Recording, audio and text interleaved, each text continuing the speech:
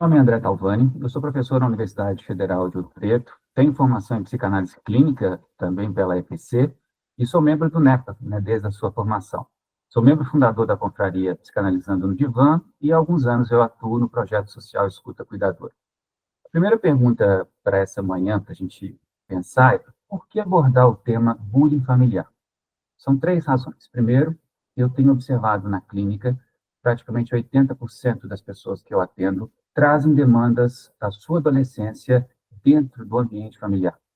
A gente fala de bullying, e bullying não é uma palavra muito desconhecida, certamente todos aqui já ouviram, mas a gente fala muito do bullying na escola, no bullying no trabalho, em outros ambientes, mas na clínica, no set analítico, tem chegado o bullying dentro da família.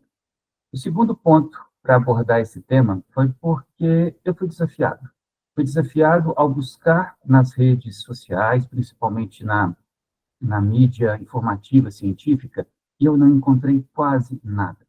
É um tema parcialmente negligenciado. Bullying, não. Mas o bullying familiar, ele é negligenciado, principalmente nas redes científicas. As pessoas não trabalham com esse tema. E o terceiro grande ponto para falar sobre esse tema é que, na minha análise pessoal, eu me vi uma pessoa que sofreu bullying na adolescência. E esse bullying interfere muito hoje na minha vida como adulto. Então, esses três aspectos se tornaram importantes para trazer esse tema para a gente hoje pela manhã. Então, o bullying, ele vem do inglês bully, tirano, intimidador ou alguém que agride, e o sufixo ing, que dá a ideia de continuidade, muito na linha do que nós conhecemos dentro da área do direito, né, como o assédio. O bullying é um padrão de assédio, é um tipo de assédio. E segundo a American Psychological Association, o bullying ele é uma agressão por contato físico, por palavras, por ações que culminam em dano. E esse dano, inclusive, é muito vasto, ou desconforto ao outro. É interessante que nós somos inseridos no contexto, desde a infância, de bullying. Nós convivemos muito bem com o bullying. Quando eu pego essa publicação aqui à esquerda, né, O Patinho Feio, que é um clássico da literatura infantil, de Hans Christian Andersen, ele é um clássico do século XIX, final do século XIX. E certamente quase todos aqui já ouviram a história do Patinho Feio. Existe claramente um padrão de rejeição. Rejeição frente ao olhar dos outros, seja na família, ou seja entre os amigos. E os séculos avançam e a gente tem aqui a Turma da Mônica, que certamente muitos aqui cresceram, leram os quadrinhos, e hoje já está, inclusive, no cinema, que é exatamente o anúncio que nós temos aqui à direita. E a Turma da Mônica, apesar do cartunista, do brilhantíssimo Maurício de Souza, ele traz o bullying. E é um bullying que nós encontramos com alegria, porque a gente observa, por exemplo, esse quadrinho aqui na parte de baixo, onde o Cebolinha e o Cascão chamam a Mônica de Golducha. Isso é engraçado, isso é infantilizado, nós estamos acostumados com isso. E olha que interessante a outra vertente do bullying, a agressão. Então, esse é um ponto muito interessante, vindo de uma revista, de um cinema, de uma tela infantil, e nós convivemos com bullying o tempo todo, em vários desenhos ao longo da história. Então, desde sempre, o bullying ele faz parte do nosso aspecto intelectual. E, mais recentemente, as telas de cinema têm trazido uma outra versão do bullying. E agora, lembre que nós estamos ainda falando de um bullying mais generalizado, não familiar. Mas os filmes como Extraordinário, Crianças Invisíveis, As Vantagens de Ser Invisível e o próprio bullying são realidades cruas, onde a gente começa a ter a percepção do impacto do bullying na vida das pessoas. Na verdade, o bullying ele já é muito antigo, né? Séculos a gente convive com o bullying, mas, de fato, ele ganhou a mídia por meio de Dan Owens, que é um psicólogo sueco, né? Ele trabalhou o tempo todo na Noruega, mas ele é da Suécia, faleceu em setembro de 2020, e ele foi quem preconizou o conceito de bullying, principalmente nos estudos com estudantes em escolas. Então, Owen é considerado hoje um grande nome quando nós falamos em bullying, porque foi o primeiro a publicar um livro, foi o primeiro a dar notoriedade a importância desse ponto dentro da infância e da adolescência. E o ponto é tão importante quando a gente fala de bullying, que no dia 20 de outubro, ele foi considerado, ele é hoje considerado o Dia Mundial de Combate ao Bullying. E aqui no Brasil nós temos duas leis federais. Uma lei de 2015, que define o que é bullying e começa a ter o combate do bullying em todos os ambientes, e a lei 14.811, que é de 2024, inclusive foi de fevereiro de 2024, onde ela enfoca no bullying escolar, onde a gente precisa agora ter uma atenção maior aos estudantes que sofrem o bullying dentro da escola. Existem alguns tipos de bullying, claro. Existe o bullying físico, que talvez seja aquele, inclusive, da Mônica, quando ela bate no Cebolinha com o seu coelho. Existe o bullying que a gente observa nas escolas, das pessoas mais fortes. Existe o bullying verbal. Existe o bullying relacional nos ambientes casais, ambientes de trabalho, academias. Existe hoje o bullying virtual, que está em ascendência, né, que é o cyberbullying. Existe o bullying sexual e existe o bullying familiar, que é o que nós vamos abordar aqui. Lembrando que dentro do bullying familiar, talvez nós possamos colocar todos esses outros tipos de bullying aqui. Então, esse é muito importante. E se a gente entende que bullying é um mecanismo de opressão, de causar dor, a gente precisa entender, então, o que seria a família. Então, o bullying fica claro. E agora, o que seria a família?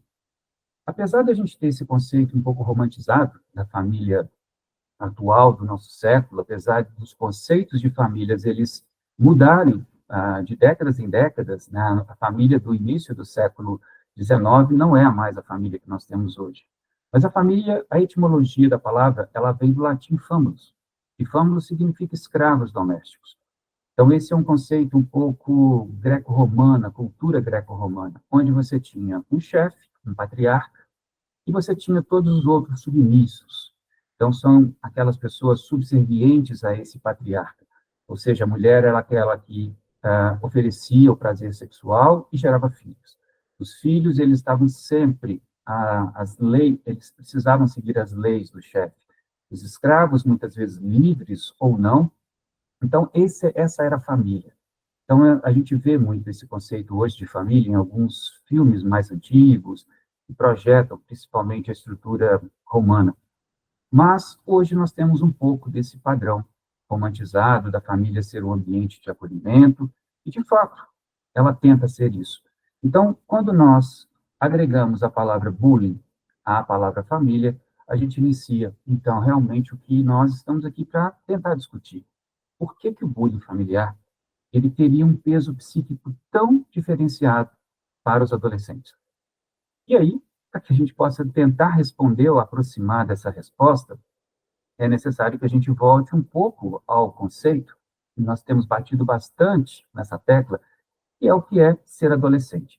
E para a gente entender o adolescente, eu volto a trazer um exemplo que eu gosto muito, que é o exemplo da borboleta. Então, a borboleta que nós conhecemos, ela é a fase adulta. Existem as lagartas, ou a lagarta, que ela representa a fase da infância.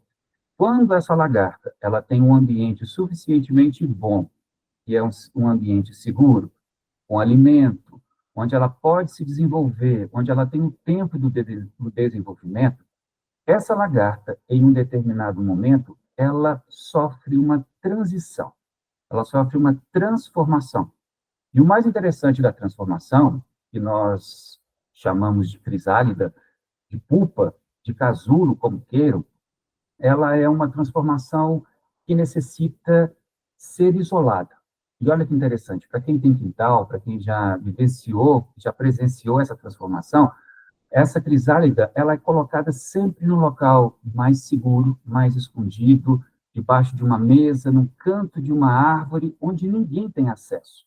E é necessário deixar essa crisálida se desenvolver por si só, apenas dando o acolhimento, apenas dando o cuidado. Essa é a adolescência. Então, essa estrutura não é adulta, essa estrutura não é a lagarta, ela é estranha aos olhares de quem já está transformado, mas ela é necessária. E o mais importante disso tudo, a adolescência, ela se torna uma etapa tão importante que ela pode simplesmente destruir toda uma infância perfeita, se ela não tiver essa transformação adequada. Se essa adolescência não for perfeita, ela estraga a estrutura do adulto. Então, eu acho que a gente volta até no ano de 2022, do ano de 2023, do seminário, do porquê uma clínica para o adolescente. O adolescente, a fase da adolescência, ela é essencial. E aí, nós pegamos agora esse fragmento da frase do sociólogo David Le Breton e colocamos: a família deixa de ser uma célula elementar da sociedade para se tornar mais um refúgio sentimental, um lugar provisório, consensual. E aí, esse é o problema. Justo na fase onde o adolescente ele busca uma nova identidade, ele está numa fase de transição, ele está em pleno conflito de desenvolvimento, ele precisa encontrar uma nova estrutura na sociedade, ele precisa encontrar uma nova estrutura dentro dele. E aí, nesse momento, ele se depara com a rejeição. E a rejeição de quem? Exatamente do núcleo que deveria acolhê-lo, do núcleo que deveria dar afeto, confiança. E quem é esse núcleo? São pais, são tutores, são os irmãos, e muitas vezes tios, avós, primos, os demais familiares. Aqui nasce o nosso bullying familiar. E o bullying familiar, ele muitas vezes acontece de forma direta. Direto é a agressão física, direto são as palavras, muitas vezes ofensivas. Então, o direto é fácil, é aquilo que a gente observa claramente. Mas existe o bullying indireto. O bullying direto é aquele em que palavras não são ditas direto à vítima, mas elas levam a vítima a se perceber naquelas palavras. Eu atendo uma jovem de 23 anos, e a mãe, sempre que eles assistem televisão, a mãe observa aquelas atrizes com o corpo perfeito, né, como a Fabiana trouxe há pouco tempo, com toda a estrutura perfeita, e ela diz assim: que mulher bonita, como ela é magra, olha que corpo lindo, olha que curvas perfeitas. Isso porque a mãe tem um conflito direto com a filha pela questão da obesidade. Então, esse é o bullying indireto. Então, o bullying indireto é aquele que machuca. Da mesma forma, ele fere da mesma forma que o bullying direto. Como todo bullying, e dentro da psicanálise, nós trabalhamos sempre com consequências, com resultados. E os resultados dentro da psicanálise, eles, para nós, são os sintomas. Então, existem sintomas agudos desse bullying familiar, que a gente observa já na adolescência, e que normalmente são sentimentos de raiva, às vezes de vingança, uma tristeza que eles não conseguem justificar, a baixa autoestima, uma resistência, muitas vezes, ao não, uma resistência a não conseguir o sucesso. Então, são essas dificuldades de lidar com as frustrações, a incapacidade de se aceitar como adolescente da sociedade, o desenvolvimento de novas neuroses, a ideação suicida, que é um dos grandes problemas do sintoma agudo, além de alguns atos agressivos. E atos agressivos que muitas vezes podem culminar, inclusive, em homicídio, como nós temos acompanhado na mídia. Da mesma forma que existem sintomas agudos pelo bullying familiar, existem sintomas crônicos. O sintoma crônico ele pode impactar tanto o adolescente quanto o adulto. Então, muitas vezes, alguns adultos, talvez alguns adolescentes, tivessem um bom superego, tiveram capacidade, por exemplo, de suportar e ter uma resiliência nesse processo agudo, e eles se tornaram adultos. Mas, muitas vezes, algum fator durante a fase adulta passa a ser o gatilho para que voltem todos os transtornos, para que voltem todas as alterações antigamente observadas na adolescência. Então, dentre os sintomas crônicos, a melancolia é uma das manifestações mais importantes. E percebam, como eu disse no início da apresentação, há pouca literatura científica dentro do bullying familiar. Então, foi necessário eu buscar algumas informações na literatura e conflitar essas informações com a prática que eu tenho convivido e com a troca que nós temos feito no NEPA esse último ano. Então, a melancolia é algo que nós observamos muito no set analítico para quem sofreu bullying familiar. É uma tristeza intensa, persistente, geralmente o indivíduo não tem vontade de fazer nada, ele apresenta um quadro de anedonia, ele já não tem mais prazer, ou ele já não sente prazer em fazer algo que antes era interessante para ele. Ele vive com uma culpa constante, a autocrítica ele passa a ser muito intensa, inclusive ele não pode falhar, ele sempre tem que acertar, ele precisa ser o melhor, senão ele entra num quadro depressivo muito grande, e ele tem alterações metabólicas, tanto de sono quanto de apetite. Além da melancolia, a gente observa também um quadro de dissociação. E dentre os tipos de dissociação, nós temos uma despersonalização, ou seja, uma sensação que eu não sou eu estou me distanciando de mim. Então, é como se o adolescente ou o próprio adulto, ele passasse a se observar como um indivíduo externo à sua própria vida. Ele começa a ter dificuldades na percepção corporal e ele passa a ter menos emoção. Ele passa a se entregar menos do ponto de vista emocional. E, por fim, uma outra característica muito observada como sintoma crônico é a distimia. Então, essa distimia, que também é um fenômeno onde você tem um transtorno depressivo persistente, de novo, nós voltamos ao quadro da baixa autoestima, da desmotivação e de alguns transtornos metabólicos. Então, percebam o quanto danoso é o bullying familiar, seja numa fase aguda, durante a adolescência, ou seja numa fase crônica, durante o final da adolescência e já ainda na nossa fase adulta. Para que a gente possa reconhecer o bullying dentro da família, sendo um membro da família, ou muitas vezes um amigo da família, ou estando próximo deles, eu me permiti pegar algumas letras de alguns pontos importantes e criar essa sigla para que facilite, né, a nossa pronúncia e a memorização, que seria o DHCNIC. Então, o DHCNIC é uma forma da gente tentar reconhecer o bullying na família. O D é o de desvalorização, ou seja, é muito fácil a gente observar frases, comportamentos onde você deprecia o outro, seja pela questão intelectual, pelas habilidades, por aquilo que ele escolhe, está sempre errado, então essa é a desvalorização. O H vem de humilhação.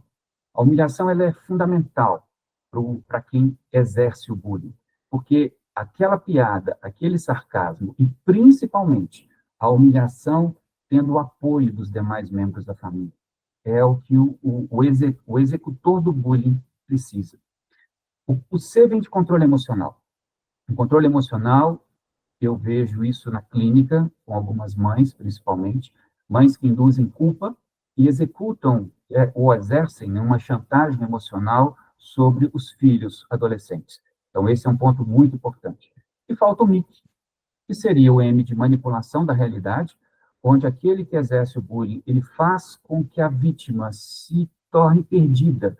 Ele convence a vítima do seu erro e ele transforma a realidade dentro da família para aquela mente que já está conturbada. O I vem de isolamento social. É muito importante que quem exerce o bullying faça com que o indivíduo ou a vítima ele se afaste, ele entre num quadro de descrédito perante os demais membros da família. E, por fim, existe uma competição tóxica. O C de competição tóxica também eu observo na clínica com pais. Pais, porque o relato geralmente são dos adolescentes. Pais que comparam irmãos, que comparam muitas vezes ações, quem entra ou quem não entra, por exemplo, na escola, na universidade. Então, esse é o problema da competição tóxica. Quem é melhor ou quem é pior, quem é mais afetivo, quem não é afetivo. Essas comparações injustas, elas acabam tendo um impacto muito grande. E lembrando que o DHCNIC, ele pode, em alguns casos, estar associado à agressão física. Bom, aqui são frases rápidas do D, de desvalorização, desse DHCNIC, como, por exemplo, você não passará no Enem, porque você é igual ao tio. Esse adolescente, ele traz isso como uma mágoa muito grande, por exemplo, do irmão, porque é um irmão que já está na faculdade. Você é bonitinha, mas tem um cabelo da sua mãe. É uma frase de uma avó paterna, né, de um adolescente de 15 anos. De quem você puxou esse nariz grande? Só pode ser da família da sua mãe. E aí tem risos, porque os risos dentro de uma família são questões naturais, são questões de brincadeira, isso tudo está sempre muito bem aceito na família. E são risos de um pai. Se não emagrecer, não encontrará um homem bom para casar. tirando a questão extremamente machista da frase, mas nós já sabemos agora, com a apresentação da Fabiana, o quanto essa frase tem um peso muito grande para crianças e também para adolescentes. E aí a pergunta que chega é: o que existe nos bastidores do bullying em família? Se nós pudéssemos tirar um raio-x dos pais, dos irmãos, dos avós, dos tios, o que a gente vai encontrar nesse raio-x? Nós vamos encontrar que a vivência no ambiente de desrespeito e de violência transforma vítimas em agressores. E aí, eu peço licença a um jovem escritor francês, Edouard Louis. Ele esteve, inclusive, no Brasil, fazendo o lançamento dos seus livros, e é uma das mentes brilhantes da atualidade, em termos de literatura, porque ele traz a vida dele, ele viveu dentro da família, o sofrimento e a discriminação que ele viveu para a literatura. E Edouard Louis, ele tem uma frase que ele deu em entrevista ao canal Cultura, e eu tive que trazer essa frase como uma complementação do processo do bullying familiar. Então, o bullying familiar, ele não deixa de ser uma violência que ocorre como uma corrente elétrica, um fluxo que circula entre corpos num ambiente onde não se distingue entre violentados e os violentadores. Então, essa percepção, e a percepção que a gente comentou no slide anterior, ela precisa ser levada em consideração. Adolescentes que sofrem bullying familiar têm maior risco de desenvolver depressão, ansiedade e comportamentos autodestrutivos em sua vida adulta. E os adultos que sofrem bullying familiar, eles enfrentam questões emocionais e sabotam carreiras e relações, com a resistência de lidar com figuras de autoridade. Isso é o que, particularmente, eu encontro hoje na clínica. Por isso é que eu comentei, 80% de quem eu atendo, eu trago essas informações o tempo todo para a discussão. O bullying familiar, ele é uma das principais causas de estímulo ao suicídio, ou seja, tanto a violência física quanto a violência emocional. Frases como: você não deveria ter nascido, você é insuportável, você não serve para nada. Às vezes são frases que a gente pode pensar: poxa, essa frase foi uma frase criada. Não, essa frase eu ouvi de mães. Eu ouvi de mães próximas aos seus filhos, aos adolescentes. São frases reais, frases, inclusive, de pessoas muito próximas. Então, é essa a grande questão.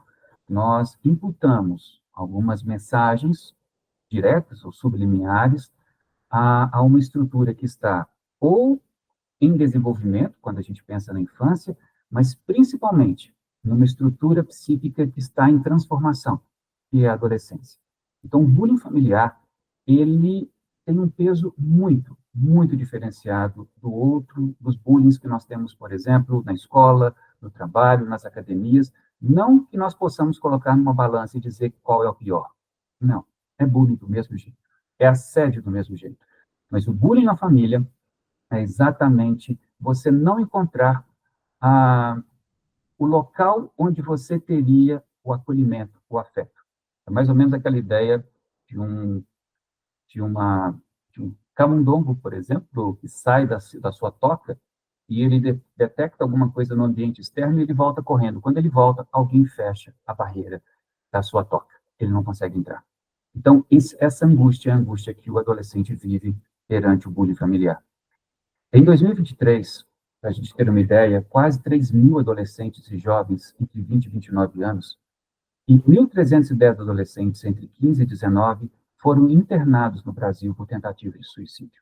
Lembra que isso aqui são casos registrados, porque nós tivemos muito mais em termos de suicídio. Só no ambiente onde eu trabalho, infelizmente, nós convivemos nesse ano com quase 4 suicídios de adolescentes. Então, essas são as tentativas registradas pela Associação Brasileira de Medicina de Emergência. O bulicídio, que é o suicídio induzido pelo bullying, é a quarta causa-morte de adolescentes entre 14 e 18 anos no mundo. E aí, para a gente caminhar para o final, como que nós vamos lidar com esse bullying familiar? Se já é difícil a gente lidar com bullying na escola, se já é difícil a gente lidar com bullying no ambiente de trabalho e nos outros ambientes, como que nós vamos trabalhar com bullying na família? A primeira ideia seria quebrar o tabu familiar. O que é o tabu familiar? O que acontece dentro da família, fica na família. Talvez muitos de vocês já tenham ouvido essa frase. E de fato, é o que a gente diz. Aqui mando eu. Nos meus filhos, mando eu. Eu faço o que eu quiser. E muitas vezes eu faço isso porque na minha infância, meus primos, meus irmãos faziam isso comigo. Então, quebrar essa regra, essa corrente, essa recorrência de agressões, ela é muito difícil. Mas é a primeira questão. É necessário quebrar esse bullying. É necessário quebrar esse tabu familiar. E essa frase de Jacques Lacan, ela complementa muito o que a gente está dizendo.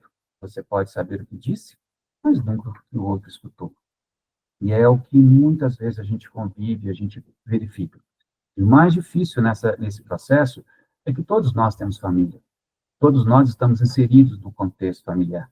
E, às vezes, para que a gente possa combater alguém, é necessário que você vá contra sua mãe, seu pai, alguém que você está buscando ser aceito. Imagina você precisar dizer para uma pessoa que ela está exercendo um bullying. Então, nós nos tornamos, muitas vezes, corresponsáveis pela existência do bullying familiar. Eu agradeço muito pela atenção de todos vocês. É um prazer ter uma sala repleta de pessoas conhecidas, outras que eu estou vendo pela primeira vez. Deixo um agradecimento especial ao professor Fabrício Tavares, que sempre apoiou o NEPA, né, em nome da Escola de Psicanálise de Curitiba, ao psicanalista e professor Sandro Cavalotti, que é, de fato, a pessoa que abraçou, que designa de corpo e alma o NEPA desde a sua criação. Então, não é à toa que é o coordenador principal. Então, ele tem sido um grande maestro para todos nós, e os nossos colegas que estão aqui presentes, alguns que estarão a período da tarde, e outros que estão nos bastidores, né, que não tiveram a oportunidade de apresentar nessa sessão. Então, eu agradeço a todos vocês pelas trocas, porque realmente a gente cresce em coletivo. E eu espero que vocês possam estar presentes também no evento de 2025, no nosso terceiro seminário do NEPA. E, para finalizar, eu deixo essa frase para a gente poder refletir. O bom exemplo familiar ainda é o melhor alicerce para que adolescentes construam uma geração de respeito mútuo e de equilíbrio psíquico. Muito obrigado pela atenção de vocês.